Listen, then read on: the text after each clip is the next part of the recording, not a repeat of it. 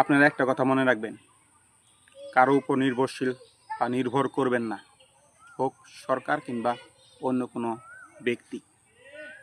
মানুষের চাহিদা, চাওয়া পাওয়া কিংবা অধিকার মৌলিক বিষয় 5টি।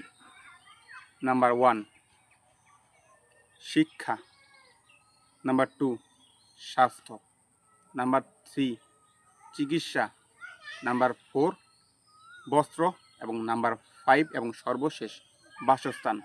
এই 5টা নির্ভর করে বা করবে মূলত আপনার কর্মকাণ্ডের উপর। আপনি যদি হার্ডওয়ার্ক, কঠোর পরিশ্রম করে কর্ম করেন, তবে আপনার কারো উপর নির্ভরশীল হতে হবে না।